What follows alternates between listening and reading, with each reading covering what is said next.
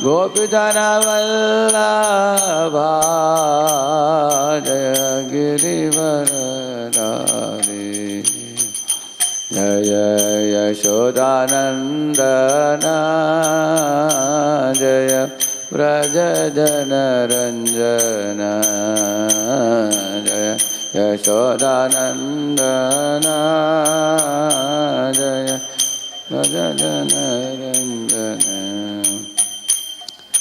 Yashodanandana Jaya Vrajajanaranjana Jaya Yashodanandana Jaya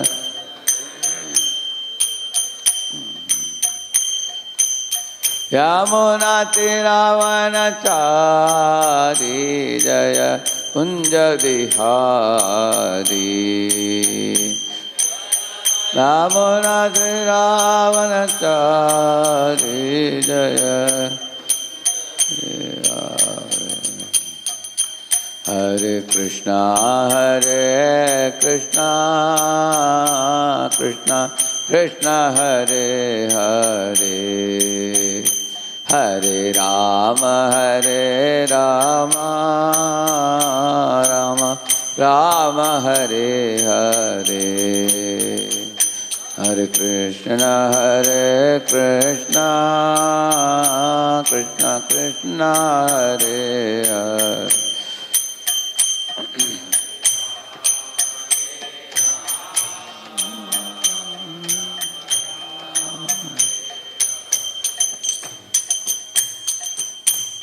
Hare Hare Krishna Krishna Krishna Hare Hare Hare Rama Hare Hare Hare Krishna Krishna Krishna Hare Hare Hare Rama Rama Hare Krishna Rama Rama Hare Hare Krishna Krishna Krishna Hare Hare Hare Rama Rama Hare Hare Hare Krishna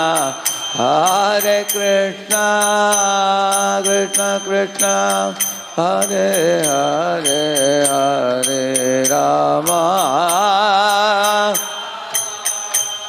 Rama Hare Hare Krishna Krishna Krishna Hare Hare Hare Rama Rama Hare Hare Hare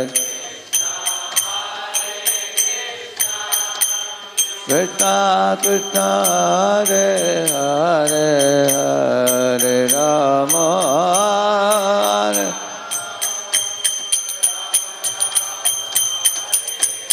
Hare Krishna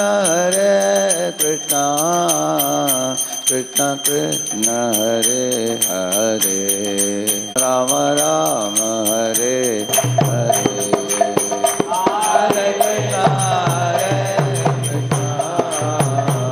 Hare Hare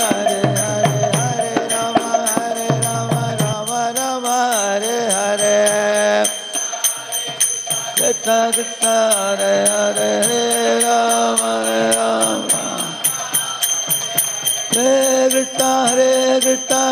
Krishna Hare Hare Hare Rama Rama Hare Hare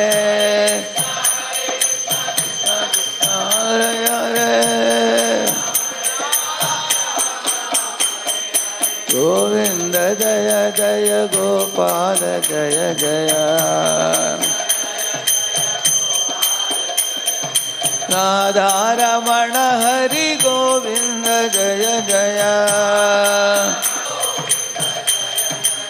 जय जय राधे जय जय श्याम जय जय श्री वृंदावन धाम राधे राधे गोविंद गोविंद राधे राधे राधे गोविंद गोविंद राधे गोविंद राधे गोपाल राधे गोविंद राधे गोपाल राधे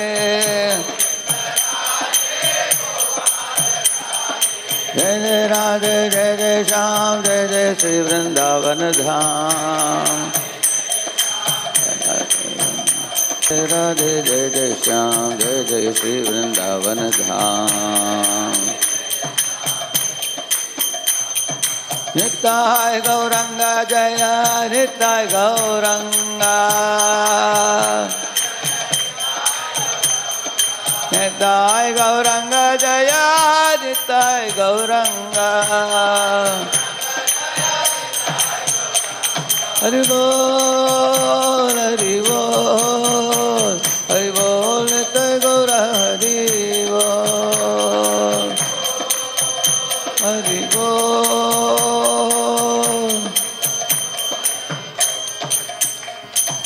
कलियुग पावन हरि नाम संकीर्तन के श्री श्री गौर निताय की श्रील प्रभुपाद की समावेत भक्त वृंद की निताय गौर प्रेमानंदे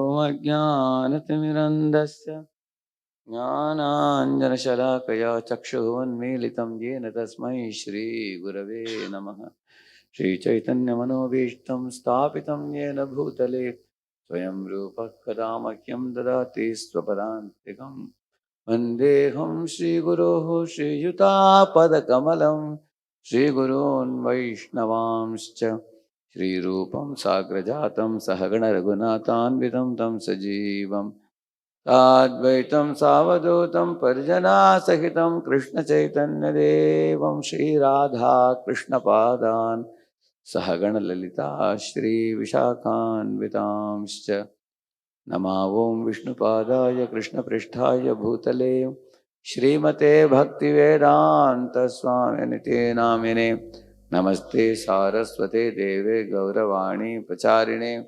निर्विशेषशून्यवादि पाश्चात्यदेशतारिणे नमो महावदन्याय कृष्णप्रेमप्रदायते कृष्णाय कृष्णचैतन्यनाम्ने गौरत्विषे नमः वन्दे श्रीकृष्णचैतन्य नित्यानन्दसहोदितौ गौडोदिगे पुष्पवन्तौ चित्रौ शब्दौ तमोनुदौ आजानुलम्बितभुजौ कनकावदातौ सङ्कीर्तनैकपितरौ कमलायताक्षौ विश्वम्बरौ द्विजवरौ युगधर्मपालौ वन्दे जगत्प्रियकरौ करुणावतारौ वाञ्छाकल्पतरुभ्यश्च कृपासिन्धुभ्य एव च पतितानां पावनेभ्यो वैष्णवेभ्यो नमो नमः जय श्री कृष्ण चैतन्य प्रभु नित्यानंद श्री अद्वैत गदाधर श्रीवासादि गौर भक्त वृंद हरे कृष्ण कृष्ण कृष्ण हरे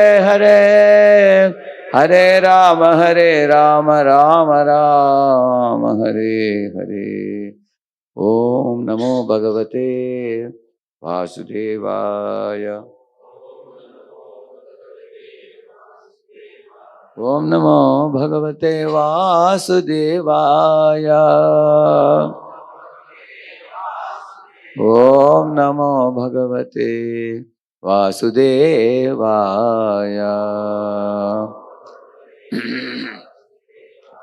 नारायणं नमस्कृत्य नरं चैव नरोत्तमं देवीं सरस्वतीं व्यासं ततो जयं उदीरये अष्टप्रायेष्वभद्रेषु नित्यं भागवत सेवया भगवत्युत्तमश्लोके भक्तिर्भवति नैष्टिकी कृष्णाय वासुदेवाय देवकी नंदनाय च नन्दगोपकुमाराय गोविन्दाय नमो नमः. Please repeat this verse 1.15.22. We are reciting from the Srimad Bhagavatam, first canto. Rajam stvayanas prishtanam suhridam nah suhritpure viprashapa vimudhanam nignatam mushtiver mitah. Rajam stvayanu prishtanam suhridam nah suhritpure viprashapa vimudhanam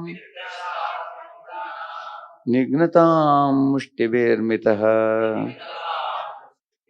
Rajam svayana prishtanam suhridam na suhritpure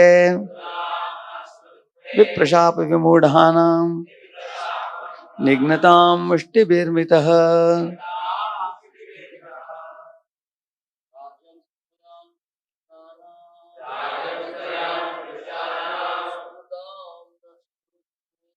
Suhridam na suhritpure viprashapa vimudhanam nignatam mushtibirmitah. Mataji. Rajam svayana prishtanam suhridam na suhritpure viprashapa vimudhanam mushtivirmitah. Varunim madinam pitva madonmatita chetasam ajanatam ivanyonyam chatuh panchavasheshitaha. Rajan, O king, tvaya, by you, anuprishtanam, as you inquired, suhridam, our friends and relatives, naha, our, suhridpure, in city of Dwaraka, vipra, brahmanas, shapa, by the curse of, vimudhanam, of the befooled, nignadam, of the killed, mushtivihi, with bunches of sticks, mitaha, among themselves. Varunim, fermented rice. Madiram, wine. Itva, having drunk. Madavanmatita, being intoxicated. Chetasam, of that mental situation. Ajanatam, of the unrecognized. Iva, like. Anyonyam, one another. Chatuhu, four. Pancha, five. Abhayeshitaha, now remaining. Translation purport by His Divine Grace, His Bhaktivedanta Swami Prabhupada ki. O King, since you asked me about our friends and relatives in the city of Dwaraka, I will inform you that all of them were cursed by the Brahmanas, and as a result, they all became intoxicated with wine made of putrefied rice and fought among themselves with sticks, not even recognizing one another. Now all but 4 or 5 of them are dead and gone. Among the friends who have drunk wine, they became enraged and killed each other with handfuls of Yeraka reeds. Only 4 or 5 remain. Payenaitat bhagavata Ishwarasya vicheshtitam mito nignanti bhutani bhavayanti chayanmitaha. Actually, this is all due to the supreme will of the Lord, the personality of Godhead. Sometimes people kill one another, and at other times they protect one another. Purport by Srila Prabhupada. According to the anthropologists, there is a nature's law of struggle for existence and survival of the fittest. But they do not, um, but they do not know that behind the law of nature is a supreme direction of the supreme personality of Godhead. In the Bhagavad Gita, it is confirmed that the law of nature is executed under the direction of the Lord. Whenever, therefore, there is peace in the world, it must be known that it is due to the goodwill of the Lord. And whenever there is upheaval in the world, it's also due to the supreme will of the Lord. Not a blade of grass moves without the will of the Lord. Whenever, therefore, there is disobedience of the established rules enacted by the Lord, there is war between men and nations. And the surest way to path of peace, therefore, is dovetailing everything to the established rule of the Lord. The established rule is that whatever we do, whatever we eat, whatever we sacrifice, and whatever we give in charity must be done to the full satisfaction of the Lord. No one should do anything, eat anything, sacrifice anything, or give anything in charity against the will of the Lord. Discretion is the better part of valor, and one must learn how to discriminate between actions which may be pleasing to the Lord and those actions which may not be pleasing to the Lord. An action is thus judged by the Lord's pleasure or displeasure. There is no room for personal whims. We must always be guided by the pleasure of the Lord. Such action is called Yoga Karma Kaushalam, or actions performed which are linked with the Supreme Lord. That is the art of doing a thing perfectly. Correct up to this, no? Right? Yeah. So welcome all of you for the Srimad Bhagavatam class today. Actually, this uh, Mausal lila is explained in the 11th canto, first chapter. You see here. So to cast upon the dynasty, I have underlined some important portions uh, which we can refer to when we are discussing this pastime, so that we can understand what the acharyas have said about it. Is very important to know.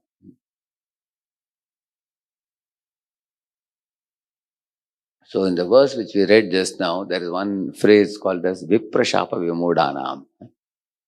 Once upon a time, the Yadu Kumaras, a group of them, went to one mandapam where many of the saintly persons were uh, present together.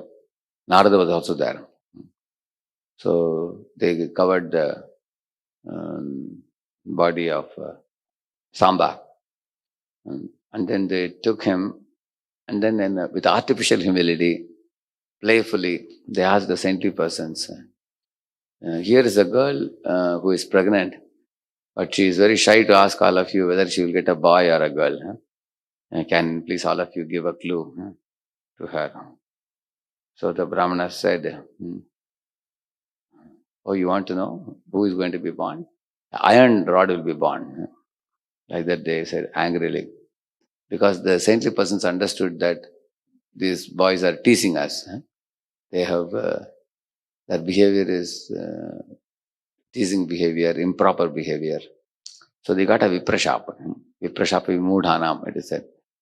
So one acquires fool by being rejected by the Vaishnavas or by being cursed by the Vaishnavas.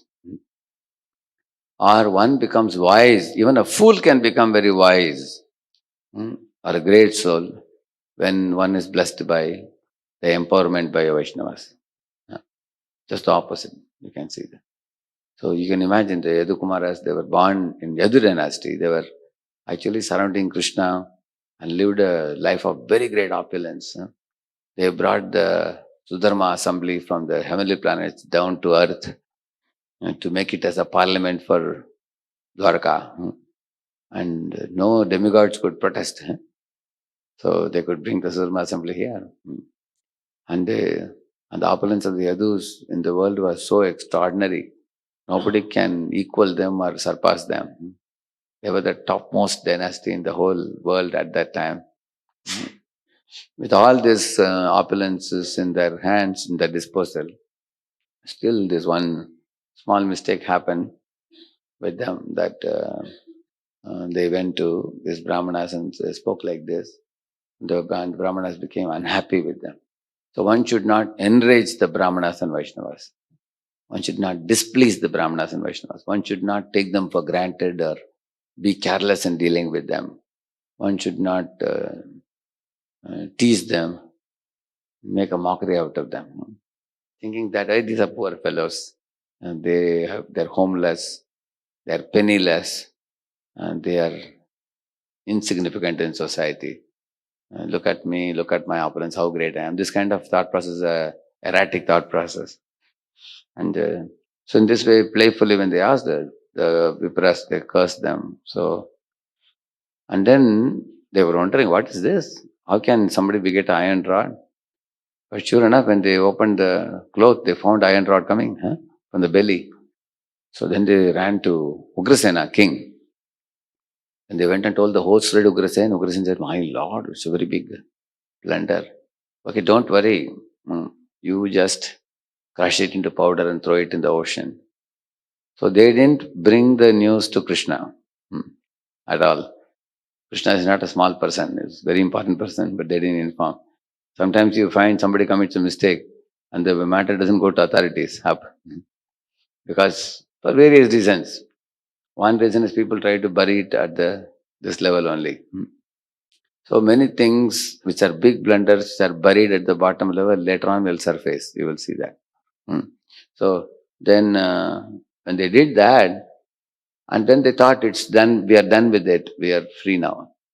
But then eventually in this situation you will see that the ocean brought back those iron powder, and then they started growing stalks. Stalks means like sticks. Tall sticks started growing, and they were like reeds. They were grown and waiting to be acted upon.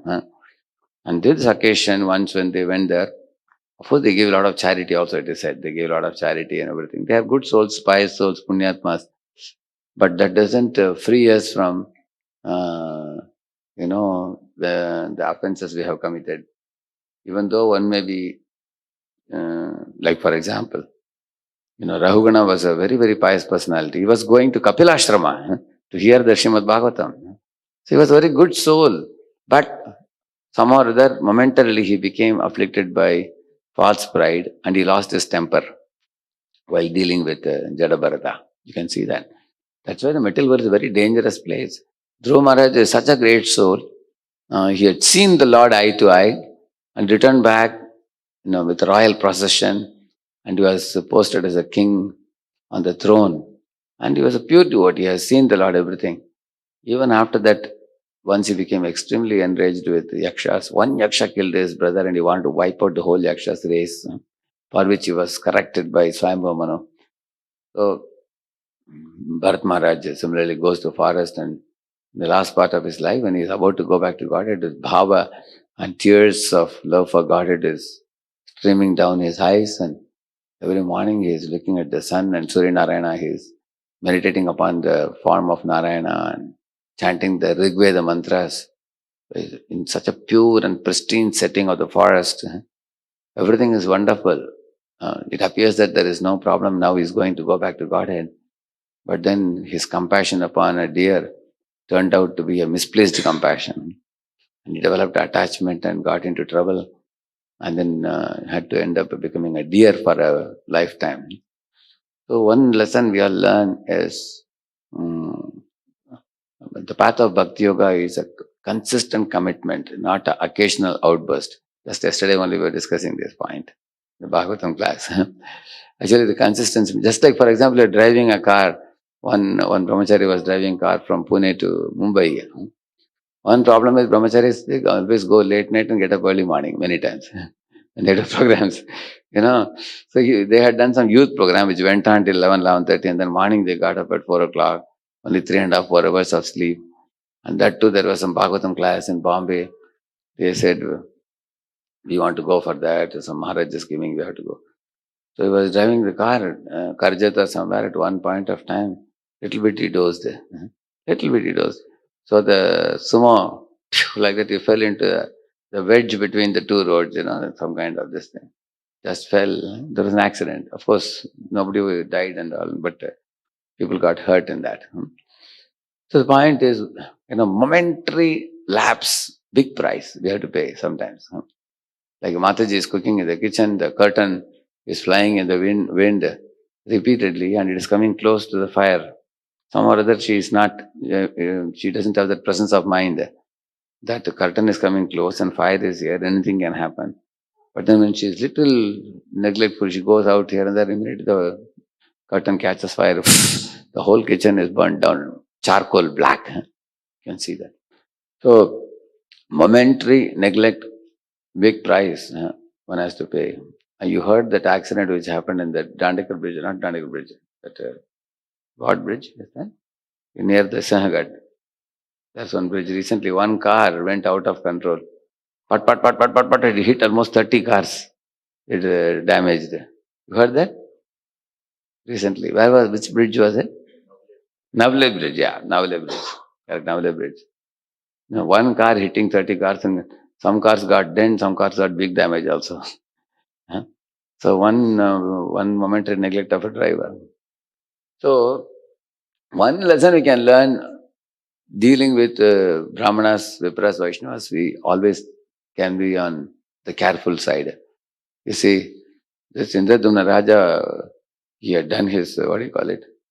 He had completed his term as a king and went to forest for Vanaprastha ashrama and staying in a beautiful place of waterfalls. In Tamil Nadu, it's a place called Kutralam, they call it. Pani, the water will be coming down, just like Niagara waterfalls, like that will be coming. Even today, you can take bath there, Kutralam, that's the place. So below that, there is a mountain cave in which he was living, peacefully practicing Krishna consciousness, meditating on the Supreme Lord.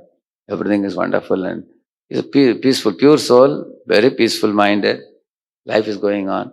But Agastya and his disciples came one day, and he was a bit careless in welcoming them, and hosting them and feeding them something. In guest reception, there was some lapse in dealing with Agastya Rishi. Agastya Rishi said, "You are so dull, like an elephant, become an elephant." So he became an elephant. This is called as offense of omission. And what Rahugana did was offense of commission. So we should take care of both. Offense of omission, offense of commission also. Now Bureau members are coming to Pune for a 3-day meeting. We have to take care not to commit any offense of omission or commission. Great souls are coming. So pleasing great souls means they are very advanced souls. We have to be very attentive in serving them, taking care of them. So in this way here, Viprashapa Vimodhana. So because they got the Viprashap, which has happened. Now, how do we see that? Now our big question mark comes in our head as soon as we hear about these Yadus. If they are all Krishna's associates, they belong to the eternal spiritual world, how can this happen to them? That kind of question comes to us in the mind. One thing is they're very powerful. How can such powerful personalities become victims of such sharp? That's one question. Another question, they're Krishna's associates. How can such a thing happen to them? Just like we respect the Yadus, just like we respect Vijbasis. Vijbasis are associates in Vrindavan and Yadus are associates in Dwaraka. How can this happen to associates? That's another question that comes in our mind. Why they could not counteract this? That kind of. And another thing that comes in our mind is, we want, in spiritual life, we want everything to be rosy and cozy. We expect that. Then all the Yadus, when Krishna was ascending to his abode, everybody flew with him in different planes. And then in this way, there was a happy conclusion of the Lord's pastimes and Lord went back to Godhead. That's what we wish to see, correct, no? Anybody. In India especially, people expect that, like one man was telling, live up to 80 or 90, and then one day, just relaxing in the easy chair, wife comes and gives you a cup of coffee, you drink it, and you close your eyes and you're gone, peacefully.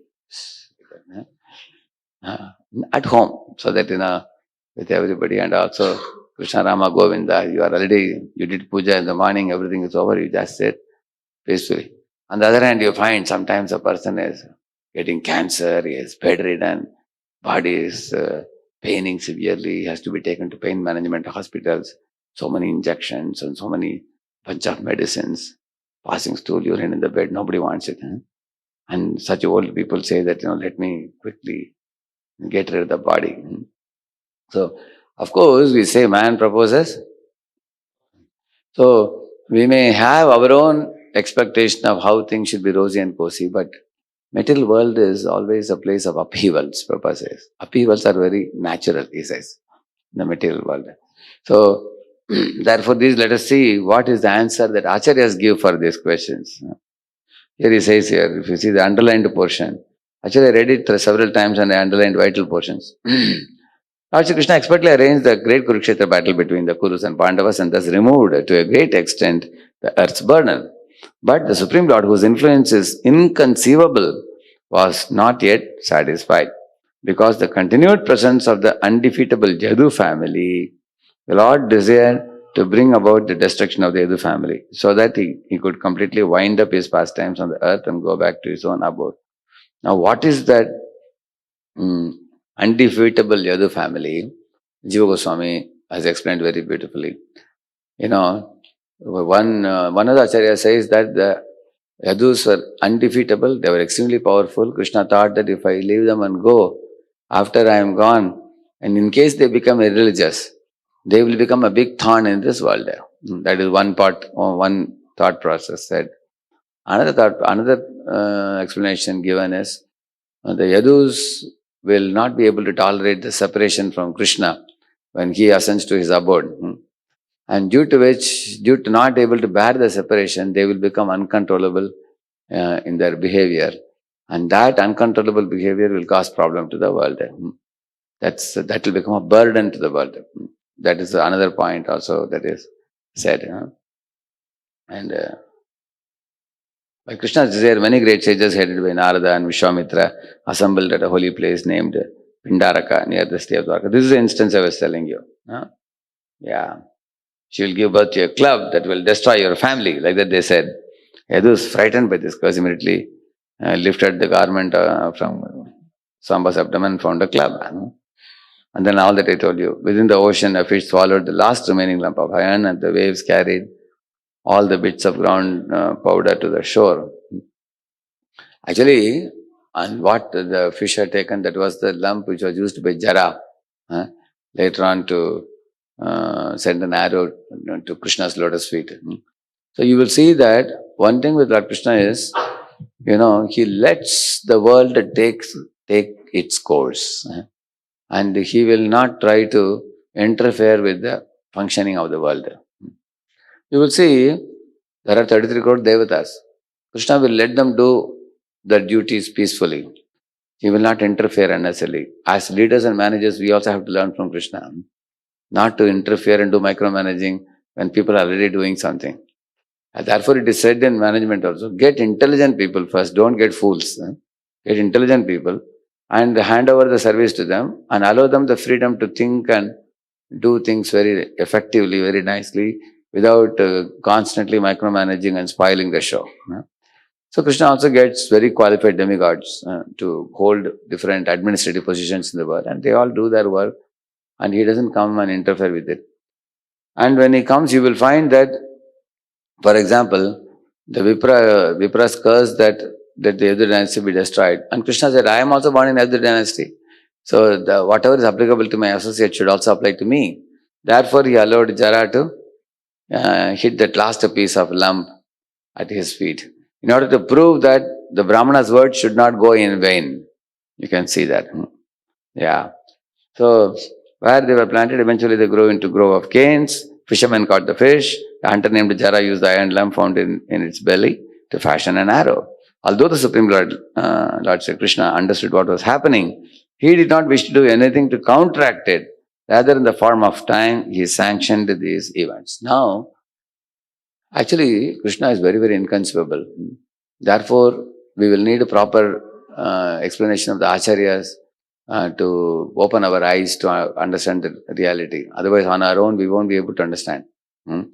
So, for example, certain things Krishna counteracts. Like Ashwatthama is sending two Brahmastras, one to kill Pandavas, one to kill Parikshit.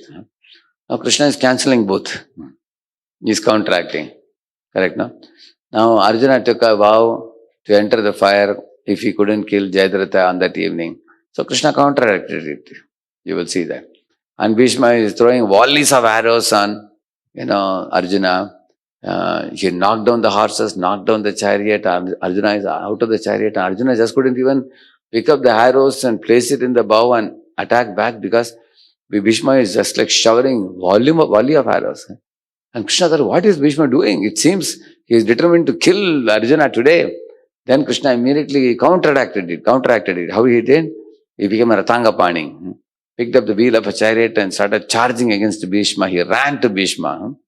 So, which means in many occasions we see when devotees are in trouble, Krishna doesn't tolerate. Brajabasis were in trouble, Krishna lifted the Govardhan hill and offered them shelter. Draupadi was in trouble, her man was in a stake, and then Krishna immediately supplied unlimited sari. Which means Krishna is commonly used to counteracting terrible situations that come upon devotees. It is a recorded thing, not once or twice, millions of times. You can show evidences from Shastra. But here, Yadus are going to have this Mausal lila, the destruction of the dynasty. Why did Krishna not counteract? One may ask the question. If he did not counteract, that means he wanted it to happen. That is his will. Then the next question comes, why does he want it to happen? So let us see some other examples where Krishna did not counteract. The same Parikshit, whom Krishna protected in the womb of his mother, for Parikshit to be born, be the posthumous child, and rule over the world for a period of time, and then subdue Kali, and offer some 5 places to Kali, and then set the example of ideal pure devotee king, sitting on the throne and ruling the world by conducting Sankirtan all over the world.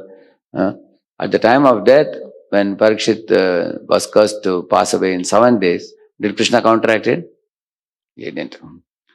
So, and Parikshit also did not pray to Lord, please counteract my death and protect me. Did he pray? No. Therefore, there's a verse which says that. What is that verse? Nottamaślokavartanam jushatam tat katamratam syat sambramantakaalepi smaratam tat padambujam. That's a verse. It says that now uttamaślokavartanam jushatam tat katamratam. Those people who are constantly hearing Krishna Katha, absorbed in remembrance of Krishna, even at the time of death, syat sambramo antakalepi smaratam, they will remember Krishna's pastimes and go back to Godhead safely, and they will never be bewildered by why this is happening to me. Ambarish never asked Vishnu, why are you doing this to me? This fellow is making such a big demon and to kill me. I have done so much chanting, so much devotion service to you. Savai Mana Krishna Padarvanti, all that I have done. And now why are you allowing this Brahmana Durvasa to act against me? You will never find devotees blaming the Lord. If a fellow is blaming the Lord, he is not a proper devotee. Ambarish didn't blame the Lord. Prahlad didn't blame the Lord. You will never find them. Parikshit didn't blame the Lord. He didn't say that, Krishna, what happened to you? You didn't notice I am a pure devotee. Your pure devotee is in trouble. आपके शुद्ध भक्त को छोड़ दिया आपने, ऐसा कैसे छोड़ सकते हैं? He didn't ask like that. So neither do the devotees demand the Lord to protect them at such a situation, nor if the Lord is also not counteracting, that means Lord has an alternative plan. That is the proof. For example, Lord thought that if Parikshit is present on earth, Kali will have no scope to expand his activities. And what is his age called as? Kali Yuga. Then what is the meaning of Kali Yuga? Only namesake. It's called as Kali Yuga, but Kali is completely kept bound by hands and legs. He can't just expand his activities. It will be called as Kali Yuga, but it will be better than Satya Yuga also. Then Krishna thought that, now can any of you think about this? Why at all should Kali be allowed to spread his nefarious activities, ruining the beauty of the religious activities going on in Kali Yuga? Won't it be nice that if Parikshit existed till the end of Kali Yuga, we all got to see him even now, and he lived and then peacefully let Kali Yuga get over. So these are all very, very deep things given in the Shastra. You will see that actually some people need, like we say, laton ka bhut, baaton se manta nahi. Some people have to undergo the nastiest things they wish to do in Kali Yuga and get the greatest kicks for them to get purified. For example, you will see sometimes, imagine you make a very simple khichdi for breakfast.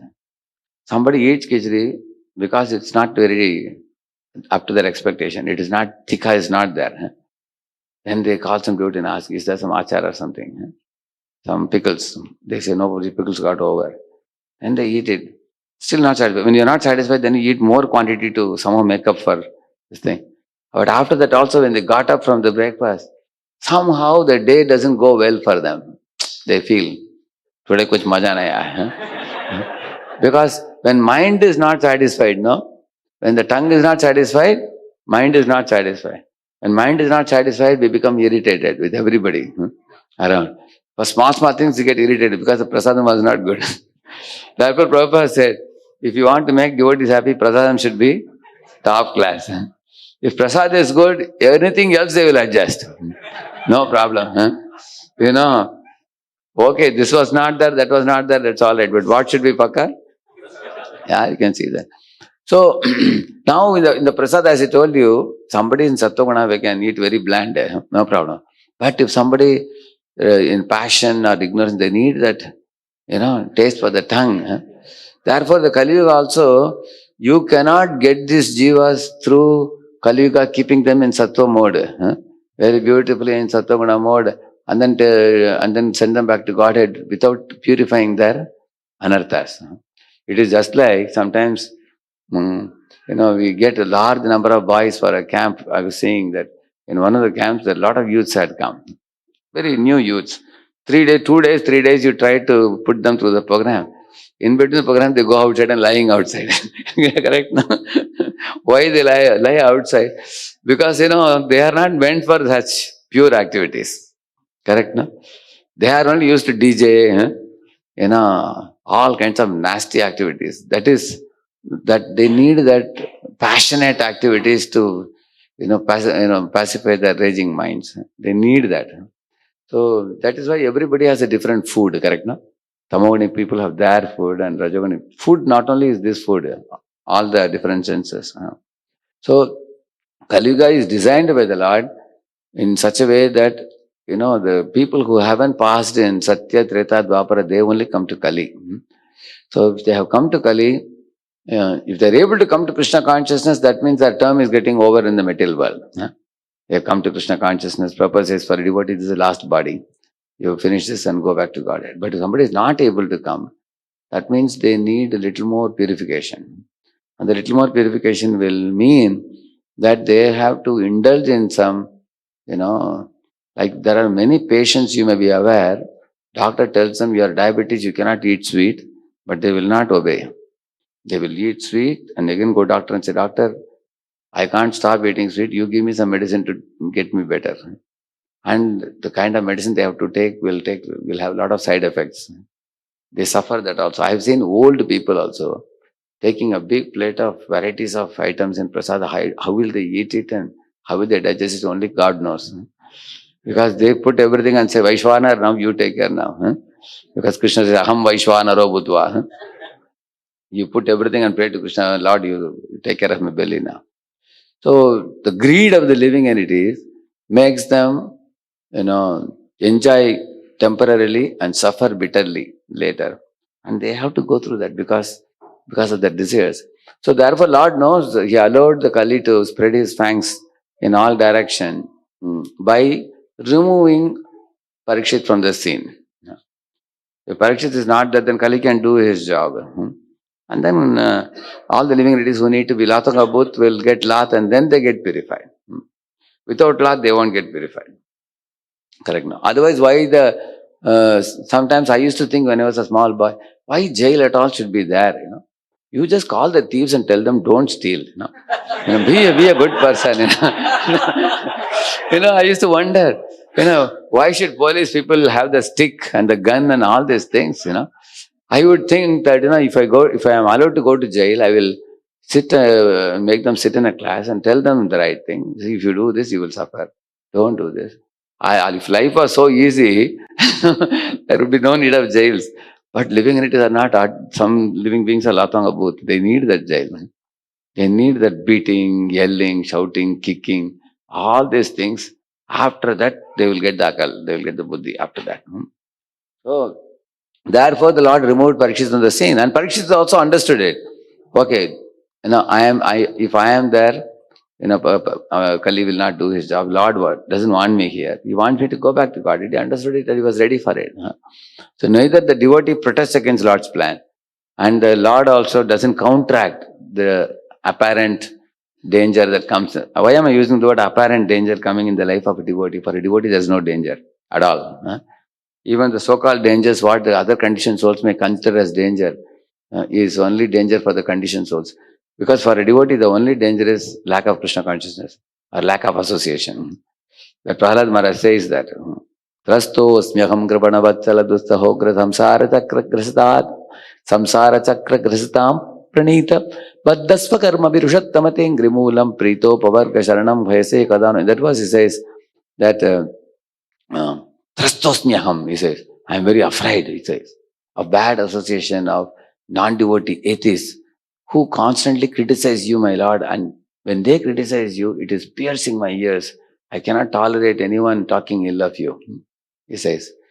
On the other hand, he says, Naham bivemi ajitate bhayanakasya jihvarkanetra bhruguti rabasogradam strat antrasrada kshatajake sharashankukarna nirgrada bita digibha arivinnakagrat. In that verse, he says, Naham bivemi, I am not afraid of your mane soaked with blood, your sharp cutting tool like nails, and your heavy breathing, and your hairs flying and dissipating the clouds, and your eyes like sun and moon glowing, and your roaring thunderbolt like sound.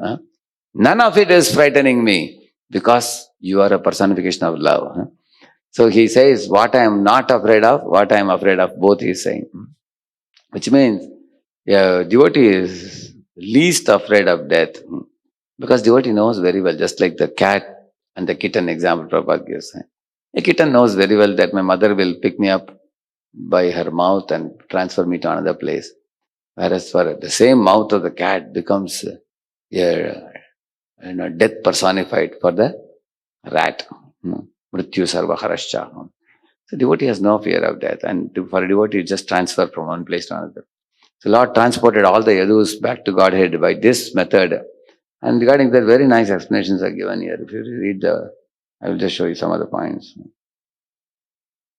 Here he says here,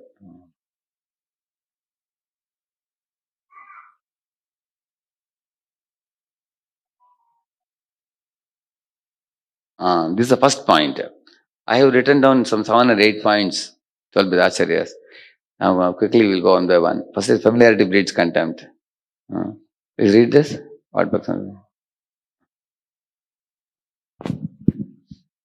Srila Bhakti Siddhanta Saraswati Thakur, however, has revealed that although many demigods had taken birth in the Yadu dynasty to assist the Lord, some members of the Yadu dynasty were actually inimical toward Krishna. Why they were inimical? Because the demigods have 2 components, material and spiritual component. So they have a desire to serve the Lord and they have a desire to dominate the world, both. So the desire to dominate the world, that portion caused them to become envious of the Lord. Because of their mundane vision of the Lord, they considered themselves to be on the same level as Krishna.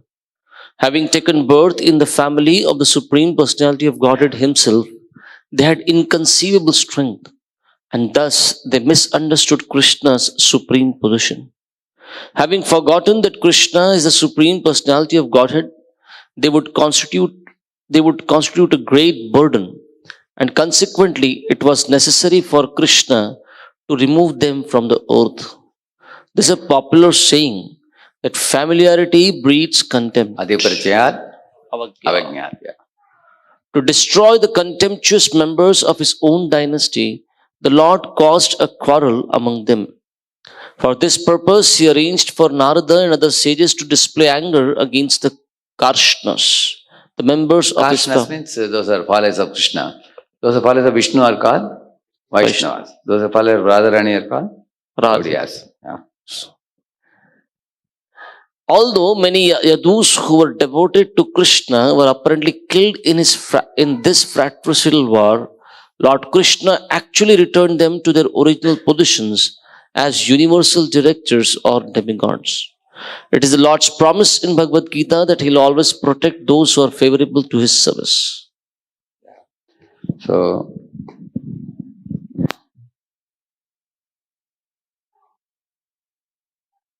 this is the second thing. First point was, the first point now you said was, familiarity breeds contempt. Mundane vision causes becoming inimical to the Lord. That was one point. Another thing, Lord removes the earth's burden by arranging wars. See here the second line you see, Durdyuta helana kacha grihanadi vistan. Like the bamboos upbraid with each other. You will see here. On the pretext of the battle of Kurukshetra, Lord Krishna arranged for all kings who were burdening the earth to assemble with their armies on opposite sides of the battle. Lord killed them through the agency of war, and the earth was relieved of its burden. So Lord arranges wars to relieve the earth. Yeah. Okay. Now to complete his mission, remaining impious persons, through the war he finished them.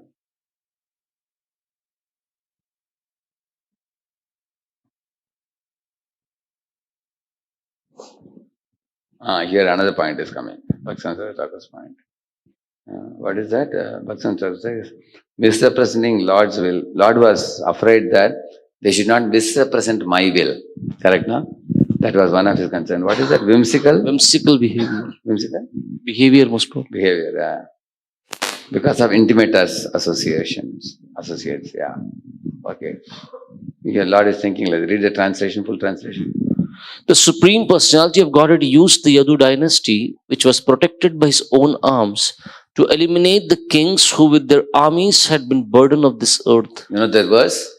Were protected by his own arms. Where is that verse is coming? Govinda Bhujaguptayam. That's one verse. Dwaravatyam, like that it says. Bhujaguptayam means Lord protected Dwaraka like this. How can we kill them? But therefore it is said that Lord decided to end the dynasty to reduce the burden of the earth. Yeah. Then the unfathomable Lord thought to himself, although some may say that the earth's burden is now gone, in my opinion, because there still remains the Yadava dynasty itself, whose strength is unbearable for the earth. Yeah, here it says, whimsical opposite behavior of intimate associates. Actually, we should exactly align with our master's wish and act, not act in opposite way. But he observed that some of the Yadus who became inimical to the Lord, he saw that they are acting in opposite way. So Bhakti Thakur's purport is very important here. Read it. Srila Bhakti Siddhanta Saraswati Thakur has remarked in this regard that although ordinary people might think that the Lord had now removed the burden of the earth by killing the demons, re-establishing dharma and so on, Lord Shri Krishna himself could detect that there was further danger from the irreligious activities of his own family members who were acting improperly. It is stated in Srimad Bhagavatam that a just king will refuse to punish his own enemy if his enemy is innocent, but will punish his own son if his son actually deserves punishment. Like Lord Krishna killing Bhaumasura, killing his own son, and protecting Prahalad, correct, no? Who was born in a Asuric family. Yeah. It is stated in the Srimad Thus, although in the eyes of the world, the members of the Lord's own dynasty are always worshipable, Lord Krishna detected that by their intimate association with him, some members of the Yadu dynasty had become indifferent to his will. Since such whimsical members of the Yadu dynasty could act freely, being relatives of the Supreme Personality of Godhead, they would surely cause great misfortune for the world, and foolish persons would take such whimsical behavior to be the will of Krishna. Thus, the Lord, whose desires are inconceivable, began to consider the need to annihilate the indifferent, contemptuous members of the Yadu family. This is one great problem in this world. You see, even for example, a guru or acharya comes in this world. and then they have their followers. Sometimes a follower may be a very close associate of the Acharya, but then they may, instead of conveying the will of the Acharya, they may not align with the will of the Acharya. They may sometimes propagate something else which is whimsical. And people seeing this fellow's connection to the Acharya will take him as a representative. You understand, no? And therefore, that is a misfortune of the world. It can happen like that. And then people will be misled by that. That's happened in Nityananda Vamsh and Advaita Vamsh. And certain gurus, like Advaita Acharya had 6 sons, which three of them became Mayavadis, and three of them became devotees.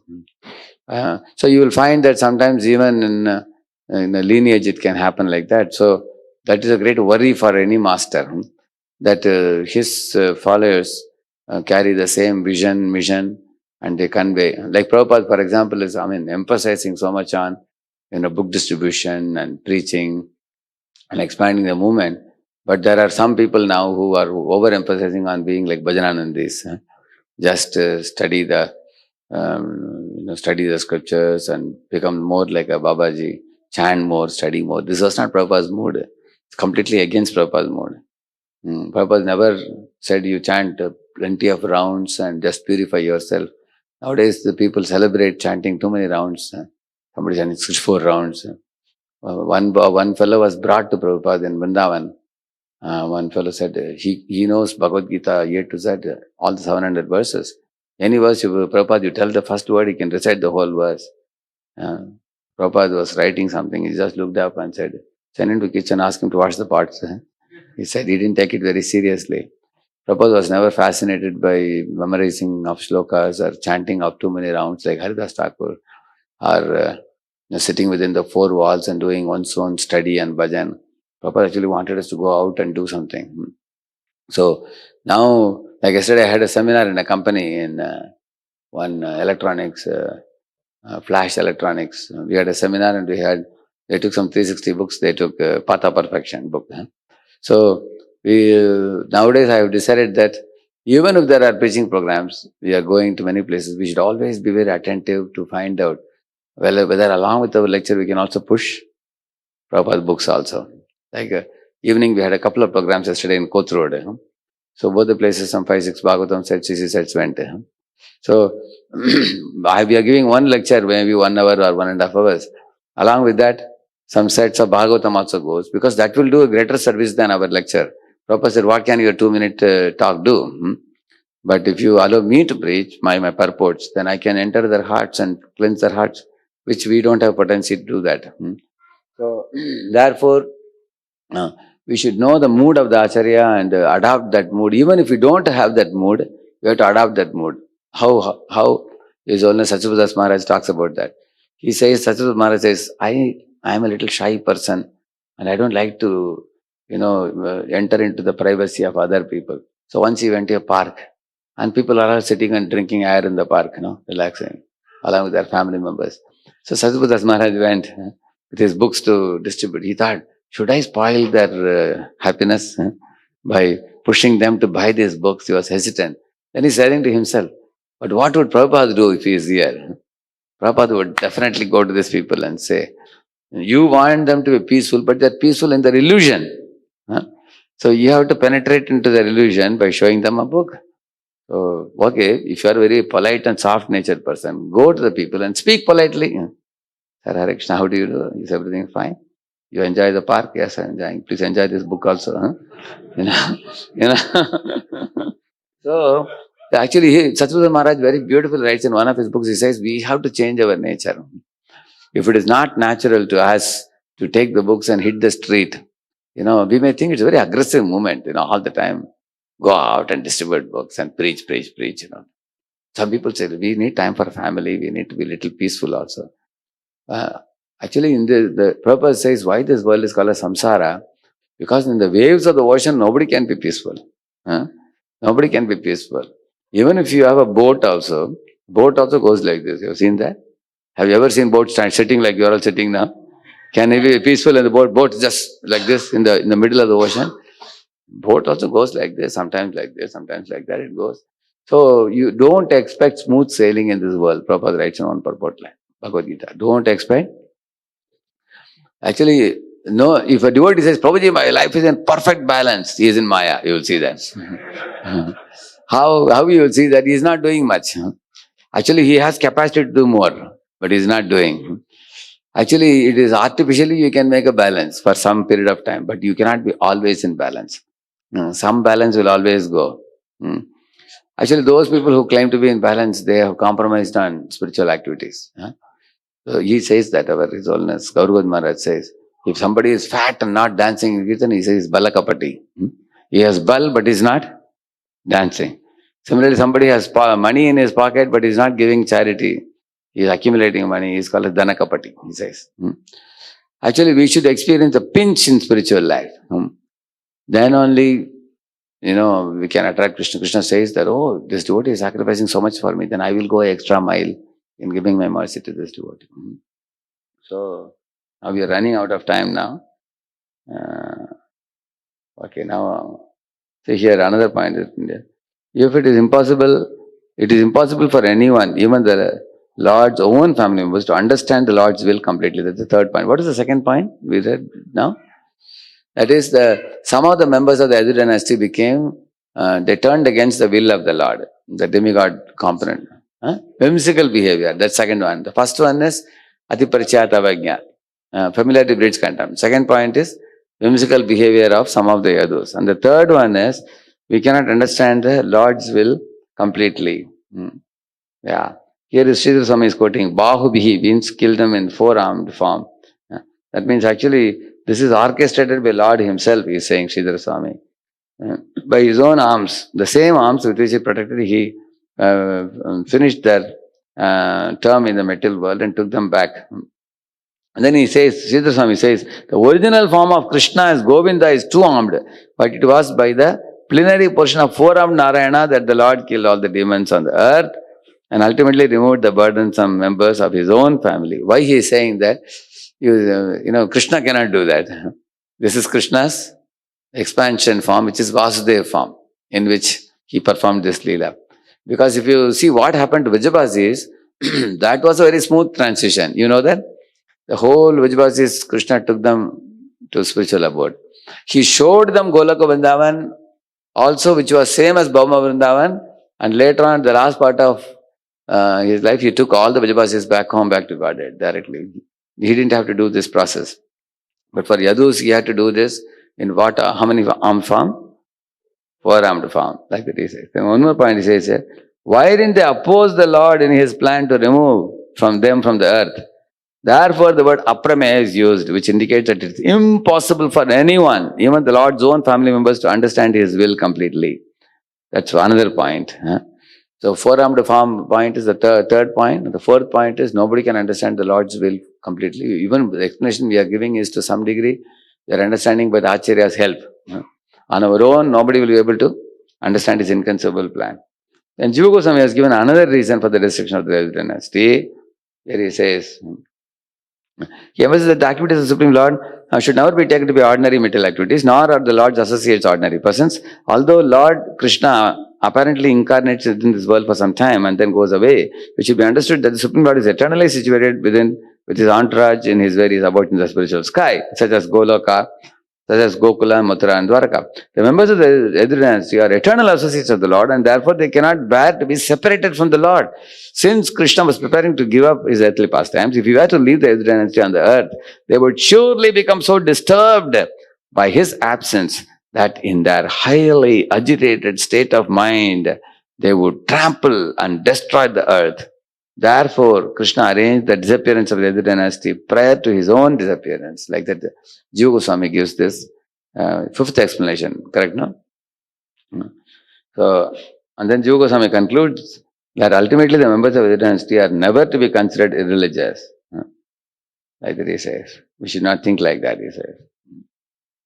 And then he says, and then Yadus cooperated with the plan of Krishna, fought with each other for Krishna's pleasure. Just like Bhishma fighting against Krishna or Jai Vijay fighting against Krishna. The same manner they agreed to align with the plan of the Lord. So, and one more lesson is given, sixth lesson here, that Yadus lost their possessions and their life to impress upon the conditioned souls that the temporary nature of material world. That's another thing he says. Yeah. Mm. Yeah. That means in this world, here he says here, you see fifth point I've written here. Mm. When we see how fat settled war suddenly deprived the members of the dynasty of all their earthly possessions and even their lives, we can understand that there is no permanent position within this material world. Mm. So nobody should try to make a settlement in the material world. That's the point. And there's a sixth point. The apparent indifference or enmity of certain members of the dynasty towards Krishna should not be taken to be actual irreligion on their part. The entire situation was arranged by Lord Krishna to teach a lesson to the conditioned souls. That means even the demigods having that material component I told you, which was given by another Acharya, that shouldn't be taken as ordinary, he says, because why demigods behave like that? Lord used them to behave like that to teach us a lesson that we should not become inimical to Lord or inimical to Acharyas. Acharya mam vijaniyam na avamanyeta karhichit. Krishna says, So, if they became inimical, that is to teach us a lesson, not that they had a problem, like that he says. In this connection, Jiva Goswami has cited several verses from Bhagavatam to prove that the members of the Yadu dynasty achieved their exalted birth in the Lord's own family by innumerable pious activities and by complete absorption in thought of Krishna. In fact, it is said that in sleeping, sitting, walking, speaking, they were unable to remember their own selves because they were simply thinking of Krishna. Then how can they be inimical? That means if they acted inimically, that is also orchestration of Krishna. In order to teach us a lesson that we should be very careful. Then one more.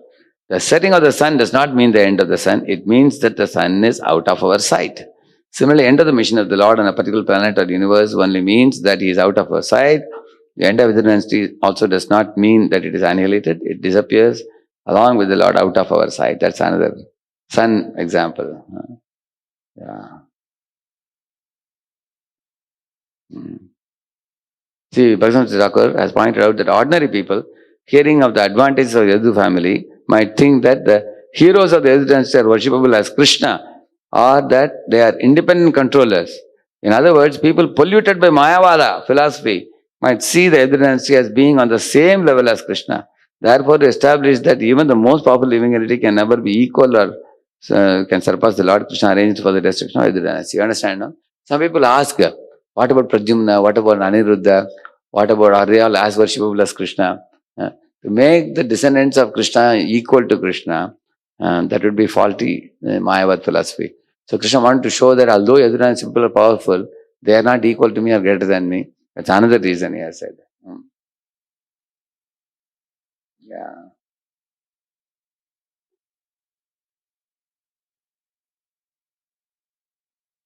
There's another reason, external reason. The curse of Gandhari and the Brahmanas. These are external reasons. Gandhari told you are Janardhan. You could have stopped the Kurukshetra war, but you didn't stop it. So she accused Krishna of the sin of omission for not stopping the war. Therefore, she said, your dynasty also will be destroyed by war. Like that, who said? Gandhari said. So some foolish materialistic people will say that, see, Gandhari gave a curse, therefore it happened. But that is what reason is it? External reason. It's not a very important reason. Another reason is Brahmanas giving Viprashapi Mudhana. That's also external, not a very important reason, because nobody can curse Yadus very easily. But Krishna allowed the Yadus to be cursed for teaching us an important lesson that we should not enrage the Brahmanas and Vaishnavas. We should be very careful in dealing. To teach us a lesson, Lord makes the pure devotees. Lord teaches, like mother-in-law teaches the daughter-in-law through daughter. She cannot scold daughter-in-law. Already there is a strain. Don't make it more strain. So therefore she teaches through daughter. Correct, no? Like that, we are not fellows who can be easily corrected by anybody. We think I am perfectly fine. So Lord then takes a pure devotees and through them he teaches, see, these fellows did teasing, careless behavior towards Vipras and what they got. Do you want that? Then we also learn, we have to be careful. He's teaching us like that. See, why Chaitanya Mahaprabhu left no children? People ask, hey, Chaitanya Mahaprabhu, two wives he had. I mean, he had Lakshmi Priya and later on Vishnu Priya. At least some children he would have left. Prabhupada says, no. Why he didn't leave? Because he didn't want his descendants to claim proprietorship of the parampara. He says that. Prabhupada says that. These are the main things which I have. Chaitanya Mahaprabhu therefore avoided this impediment on the path of spiritual enlightenment. What happens? Because um, people give too much importance. Some sampradayas say that Guru's son only will become next Acharya, and then his son will become next Acharya. But the problem is, the son may not be as potent as his father in spiritual life. So Prabhupada didn't agree with that. Prabhupada also had 5 sons, and some of them claimed ownership of ISKCON also. They took ISKCON to court also. But Prabhupada said, no, I don't, my real sons are spiritual sons. My real daughters are spiritual daughters. There are 2 types of offspring. Now, one is seminal, one is spiritual. So, which is more powerful? Spiritual. Simply seminal is no, seminal may have some piety, but so that's why Chaitanya Mahaprabhu didn't live in his sons. And Prabhupada says that Advaita Acharya divested of his association of all sons except Achyutananda and 2 others. Achyutananda, the chief faithful son of Advaita Acharya, had no seminal progeny, and remaining 3 of the 6 sons of Advaita, Lord Advaita, fell from the path of devotional to the Lord and are known as rejected sons. Therefore, Lord Chaitanya Mahaprabhu did not produce descendants like that, he says. So that's another point, yeah. Okay. Main important points are over now. These are the...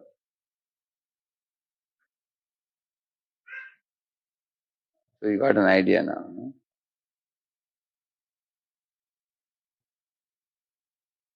Somewhere I had given the entire summary of this, all the points.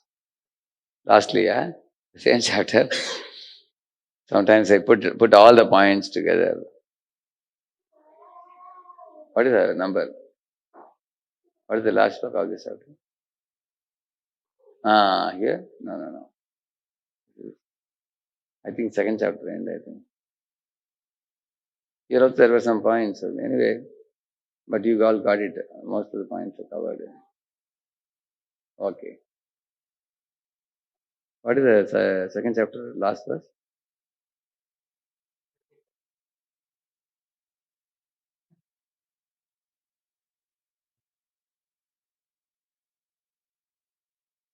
So in case I have written here.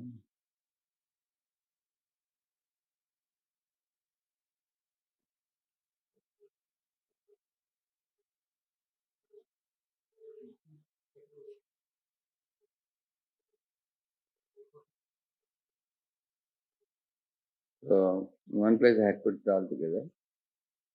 Anyway, these are very, very valuable inputs given by, acharyas. Yeah, this is, no, it's not there here. Okay, no problem. We have, you got the point. Mausal lila. Devotees are not very happy discussing this lila. But when it comes in the Bhagavatam, we can't run away from it. We have to accept it. At the same time, we can pick up lessons for our life. Don't do atiparichaya, avajñāt. Don't become overly familiar with Vaishnavas and Acharyas and everybody. Like that's one lesson we learn. And don't become opposite to the Guru's desires. Don't act independently, whimsically. We can learn that. And also understand the glory of the pure devotees. They never protest against Lord's plans. And Lord also doesn't protest against some inevitability which comes because he has a greater plan. Lord's thought process is very, very deep and inconceivable.